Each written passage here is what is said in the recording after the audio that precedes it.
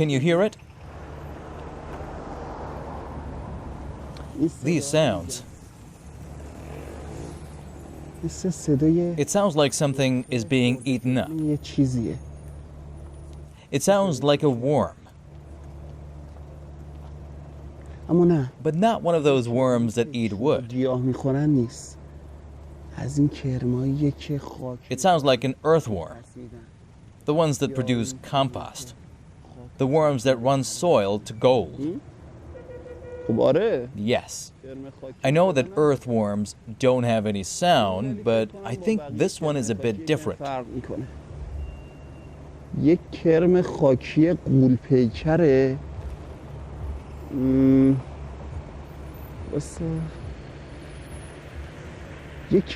It's a huge earthworm with a diameter of 10 meters. If you want to know what it actually is, don't miss this episode of Developing Iran.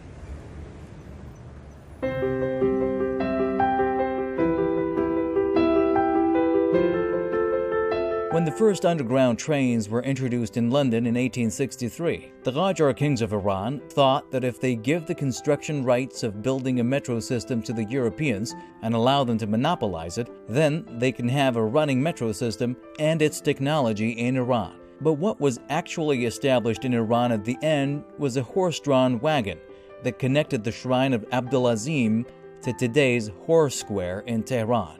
In the years that followed, this scenario was repeated. In the 1960s and early 70s, the French, who had been paid by the Iranian government to design and construct a metro system in Tehran, left the country without an explanation, and the project remained unfinished. Finally, in March 1985, the parliament passed legislation for a plan to construct a metro system in Tehran. 13 years later, the very first train connecting Tehran to the city of Karaj was inaugurated. And this was only the start of the development of the underground rail industry in Iran. Today, in addition to Tehran, metro lines exist or are being constructed in all major cities across the country. And the whole process, from designing to manufacturing to constructing the metropolitan metro lines and systems, are completed inside the country with local engineers and specialists. Mashhad was the second city in Iran to embark on developing a metro system. The metro project in Mashhad started in 1995 and was a unique and important experience and an opportunity to check the country's potential and ability in independently establishing metropolitan metro lines and systems. The number 1 line of Mashhad's underground metro was designed and constructed using the old method, in which the locations of the tunnels and stations were first razed to the ground and then rebuilt. But with the use of a tunnel boring machine, TBM, the construction method was revolutionized, and there was a significant improvement made in the speed and quality of constructing the number 2 and number 3 metro lines. So this is how a metro line is actually made. After the initial research phase, design and choice of location, an area like this is considered to dig a huge hole, just like the one you can see here. And this hole is dug so that the huge worm of our story can start its work.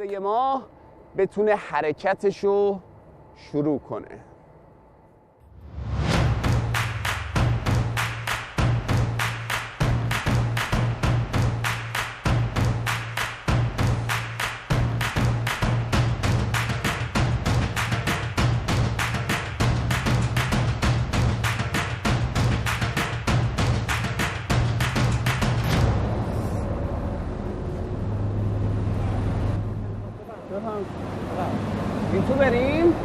بله بفهم شما بفهم. این تونلا رو چجوری کندین؟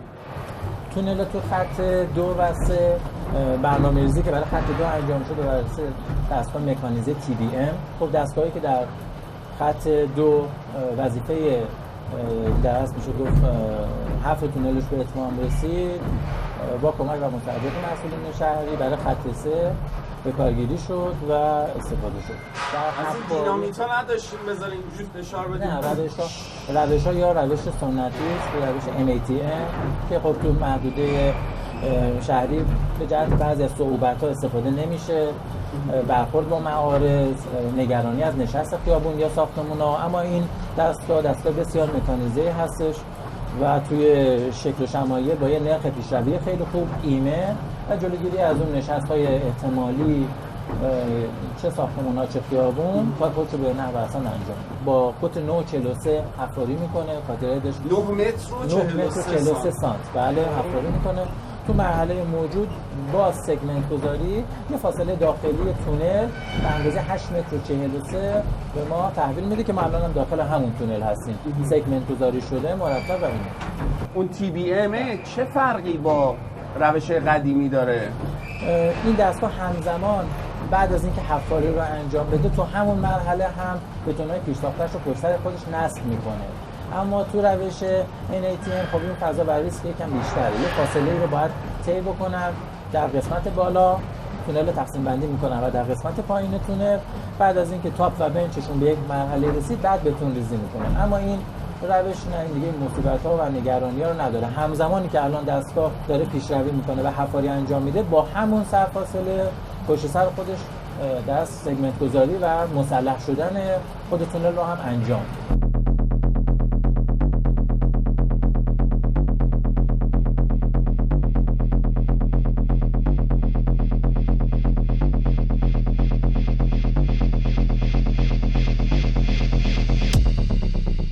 صدای خرخر خورخوره خورده شدن بود همون صدای جوی. The sound I was talking about, that sound of munching, well, it belongs to this gigantic worm. I mean this machine right here. It's a 1,400-ton tunnel boring machine. The machine is about 9.5 meters in diameter and has made the process of digging tunnels for metro systems very easy. That's because for digging a tunnel, there's no need to block the streets and raise the pathways. So there are no roadblocks and traffic jams, and this significantly decreases the costs of constructing tunnels. مثلا معضلات شهری یا مشکلات شهری ایجاد نمیشه، هزینه‌های زیادی هم نمیشه براش. اینجا هم کابین کنترل، بریم ببینیم چه خبره. سلام علیکم. سلام. احوال شما؟ متشکرم. خوب هستین؟ خسته نباشید. آقا توضیح میدین اینجا دارین چی کار میکنین؟ هرچند که اینجا کابین کنترل یا اتاق کنترل دستگاه TBM هست. تمام قطعات و لوازمی که روی این دستگاه کار میکنن از اینجا کنترل میشن، از این اتاق، و پروسه راهبری دستگاه که شامل حفاری و نصب دیواره میشه از اینجا هدایت میشه، کنترل میشه. ارزیابی دستگاه و در حال پروسه انجام حفاری رو از این اتاق کنترل میکنیم، نظارت میکنیم که مشکل پیش نیاد. خسته نباشید. خدا قوت. ببخشید ما بی موقع تلفنتون هم زنگ خورد. مخلصی. سلامت باشید.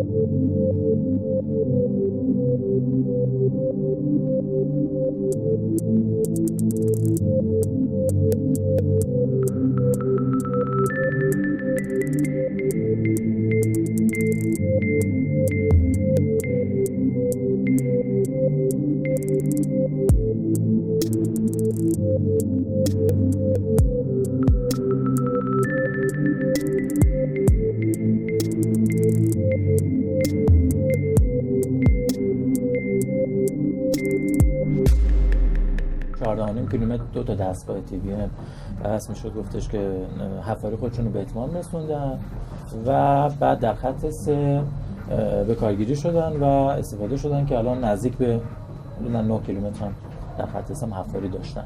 چرا اینقدر کند میرن جلو؟ همون خدمتتون عرض کردم. سرعتش چقدره؟ اینا در اصل میشد گفت هر میزان پیشرویشون حدوداً نزدیک به 85 دقیقه برای 1.5 متر. نه خیلی پایسته ای دارن. خب ما رفتیم اینو از خارج از کشور خریدیم، بعد مهندسای خودمون چیکار کردن تو این جریان و پروسه؟ در خط 2 با توجه به اینکه کارشون به اتمام رسید، البته خب لازم به توضیحه که همون اول 500 متر اول که قرار بود باز هم ادامه مسیر توسط اپراتورهای خارجی یا سوپروایزرها انجام بشه، اما بازم با توجه به همت و دانش بومی که از طریق مثلا شهرهای دیگه‌ای که اول مترو تهران پیشتاز بوده به دست آوردن، همین دست میشد گفت نیروهای داخل پیمانکارمون غیرت کردن و اومدن توی بخش اپراتوری بعد از اون، یعنی 500 متر از 14.5 کیلومتر رو اپراتور و سوپروایزر خارجی انجام داد. از اینجا به بعدش رو و تا همین الان هم کل این 24 کیلومتر که تا همین الان با همین دو تا دستگاه در مجموع انجام شده رو کاملا توانمندی داخل و پتانسیل نیروی متخصص ایرانی کار انجام داد.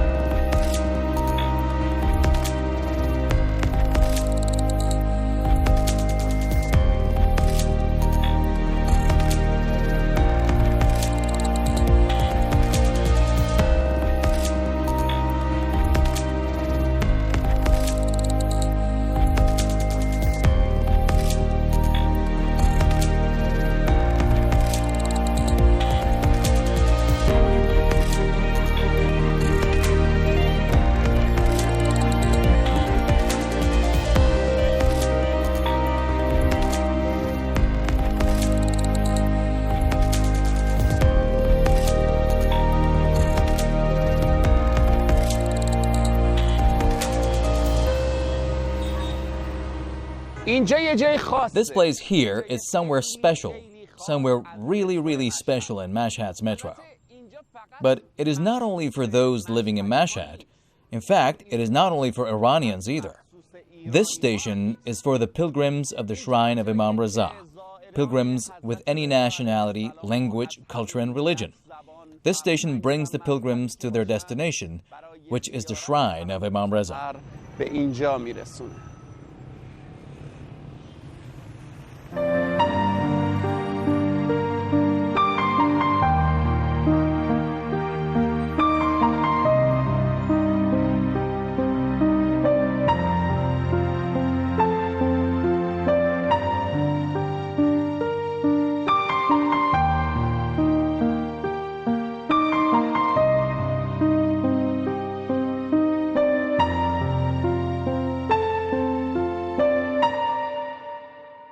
دومین شهر مترویی ایران هستیم. خب خدا رو شکر 2 خط در حال بهره برداری داریم و 2 خط دیگه، یه خط در مرحله ساخت که در خط 3 در خدمت شما هستیم و خط 4 هم در مرحله تکمیل مطالعات فاز اولش پیش رومون هست. چیزی رو که الان داریم نزدیک به 76 تا ایستگاه توی طرح خط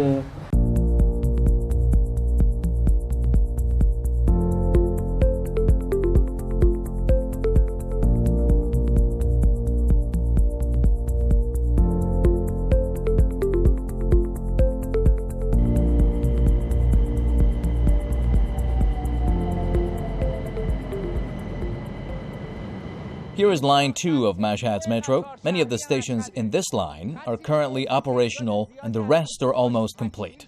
This station where we are now is the station for Mashhad's railway, a station that is used a lot by pilgrims of Imam Reza's shrine and also the citizens of Mashhad city.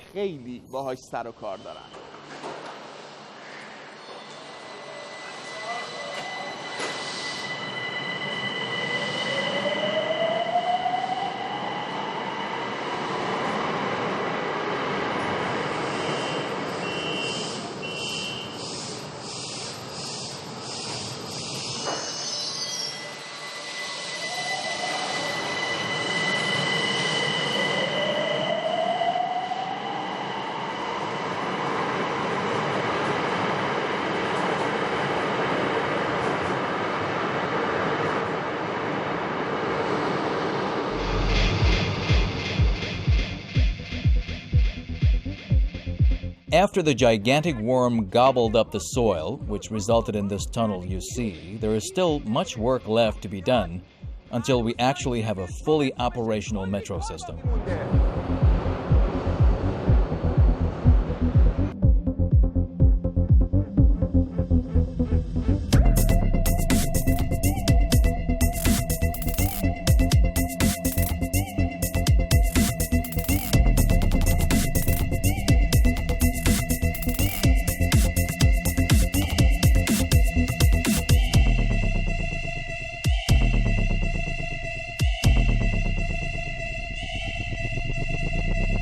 وقتی کار ساخت و ساز تونلا After the construction of the tunnels, rails, metro stations, and controlling systems are complete, then we move on to two other necessary items, which is the locomotive and wagons. This wagon you see here is an old one, which was imported. But today in Iran, we have reached a point where we can almost say that we are self-sufficient in the design and manufacture of these wagons and locomotives. و لوکوموتیوش خودکفا شدیم.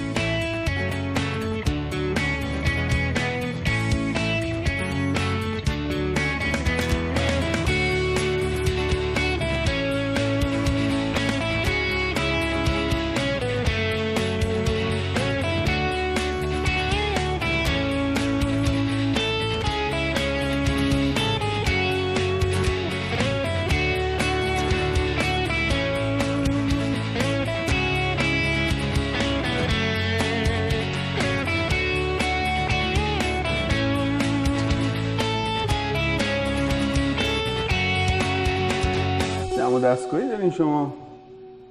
بله دیگه. اینجا جایگاه مربی هست و در واقع برای آموزش راهبر میاد شبیه سازی میکنه حالتهای مختلف رو تا راهبر رو اگر بخواد در بعد به ورودش آموزشی بده اینجا اول آموزش میبینه بعد میاد در خط اصلی آموزش جانبی رو میبینه. به نوعی ترسش اینجا ریخته میشه و با انواع حالتهای راهبری و خطاهای راهبری آشنا میشه، تجربه کسب میکنه، بعد میره توی قطار اصلی تا بتونه با کمترین خطا راهبری رو انجام بده. من میتونم راهبر بشم برای برهه‌ای از زمان؟ کمکتون میکنیم که بشید. آره دست شما. کمکتون میکنیم که بشید. پس ما بریم داخل ببینیم چه خبره. ما در خدمتتون هستیم.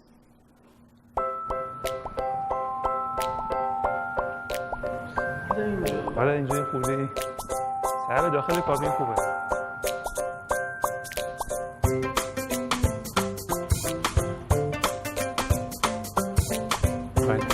بشینید پشت رول شما برید داخل.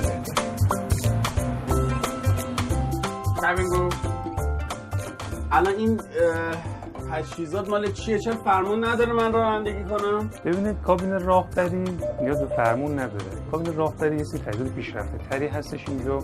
شما دارید می‌بینید دقیقاً الان کابین قطار واقعی هم بشین همین با همین ابعاد می‌بینید. که جمله من خدمتتون اینجا بگم که این ساخت کاملا بومی و داخل از کل این مجموعه که شما مشاهده می‌کنید این خودتون کاملا داخلی ساخته شده. یعنی تمام تجهیزاتش چه سخت افزاری و چه نرم افزاری تمام سفت‌وسطش بومی و داخلی هستش و اینجا فرمون نداره. اینجا یه سری اهرم‌هایی هستش کنترلی، یه دکمه است دیگه میره جلو وای میستا. نه خیلی پیچیده‌تر از این حرفاست ولی ما خب الان همه رو آماده کردیم، آماده هستیم. بیاریم حالت P1 و قطار شروع کنه به حرکت کردن.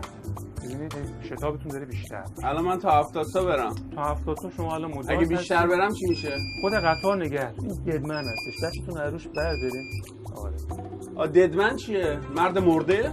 نه، ددمن یه سیستم امنیتی هست که راهبر رو میسنجه سلامت روان و هوشیاریش. این می‌بینید یک من چه کشتم. یعنی واقعا همینقدر حساسیت این شغل بالاست. راهبر که اینجا میخواد راهبری رو انجام بده علاوه بر اینکه بسیار آزمایش‌های پزشکی و سایر موارد حتی روانشناسی یا آزمون‌های خیلی مختلف می‌گذرونه 640 ساعت جو دوره ببینه تا بتونه بیاد اینا رو یاد بگیره و بتونه به اصطلاح راهبری کنه. فعلا من میرم پایین پاس در ارتباط هستم باهاش. این چراغا رو خاموش کنیم؟ آره میتونیم اینا رو خاموش کنیم. چراغ کابونم خاموش. آره میتونیم خاموش کنیم که بهتر باشه. دست شما دارم. خواهش می‌کنم. خب من از الان صحبت نمی‌کنم، شما یه خورده راهبری رو انجام بدید تا باز من کمکتون می‌کنم. ایستگاه بعد چیه؟ ایستگاه بعد هفته تیره. هفته تیر بعد واسم. بله زحمت شما. الان توی تصویر چی می‌بینید؟ نمیدونم فیلم بردار جلوم چی نمی‌بینم. ای بابا. یه نقطه سیاهه. بله ایستگاه آتیش گرفته. واسیم؟ نه مشکلی نداره میتونید ادامه مسیر بدید. از تو آتیشا؟ آره ادامه مسیر بدین ایستگاه رو عبور کنه، تو ایستگاه توقف نداشته باشه. طبق دستورالعملایی که ما داریم اون دوده. آره در واقع راهبر بعد اینو به مرکز فرمان اطلاع بده با اون بیسیم و مرکز بهش میگه اون ایستگاه توقف نداشته باشه و با سرعت خیلی آروم از اون ایستگاه عبور کنید. شما همین کارو انجام بدید. اون ددمن رو باید بزنه. آره رو 1 ثانیه زدیمش دیگه. بوقش هم پیدا کردم خودم. احسن بر شما. استعدادشو دارید مثل اینکه راهبری بشید. واقعا خیلی خوشحالم که استعداد راهبری دارم. بله. فکر نمی‌کردم تو زندگیم استعداد راهبری داشته باشم. بعد یکی از آیتم‌های راهبری اینه که باید سلامت کامل جسمی هم داشته باشین، حتی عینک هم نباید داشته باشین. من سلامت کامل جسمی رو میتونم داشته باشم، روحی رو تضمین نمی‌کنم. واسه چی دیگه بازم خطرناک میشه. چون یک راهبر حدوداً 700-800 تا مسافر رو باید هدایت کنه و به مقصد برسونه. در کمال عینک مگه عینکی‌ها دل ندارن؟ عینک دیگه مگه چیه؟ بله دیگه. شغلش حساس. من از کجا بفهمم کجای شهرم؟ هم روی صفحه روبروتون میتونید ببینید، هم خود خیابونا ببینید. یعنی این بازسازی ساختمونا عیناً تو حالت واقعی هستش. این پلی هستش که پل صیاد هستش و دارید نزدیکش میشید که الان برخورد کردید باش.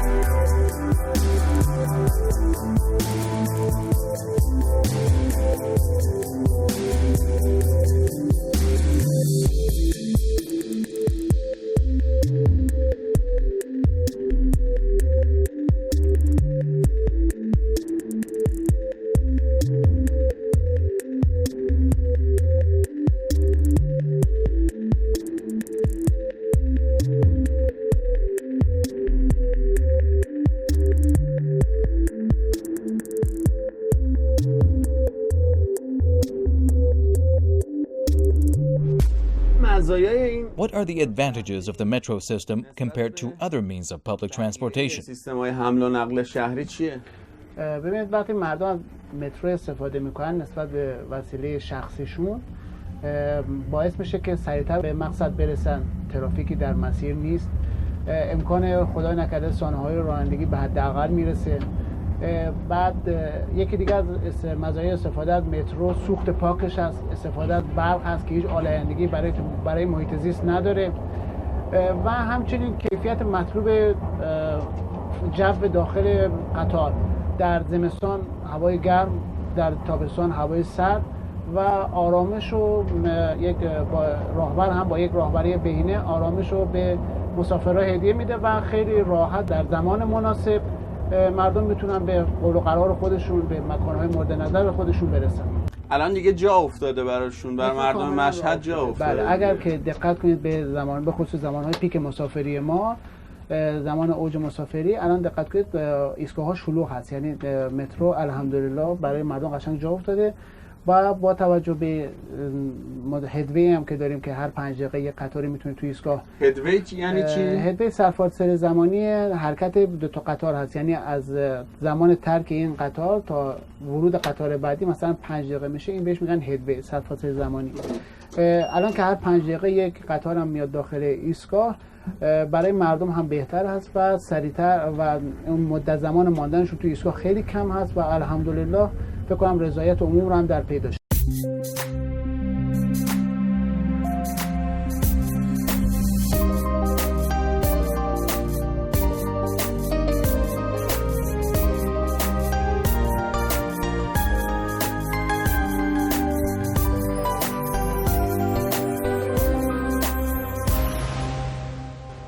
یکی از جاذبه‌های قطار شهری مشهد اینه که One of the attractions of Mashhad's metro is that passengers can leave their newspapers here after they have read them, so that other passengers who enter can read that newspaper. It is an odd feeling reading a newspaper in the metro. تو مترو روزنامه خوندن. واسه همین من میخوام به مسئولان عزیز پیشنهاد بدم در صورت I want to ask the officials to bring a teapot and tea so that passengers can enjoy drinking a cup of tea in the metro. ظرفیت چایی قطار شهری هم استفاده بهینه خودمون رو ببریم. Do you agree with me? Tea can be great, especially since it is cold outside.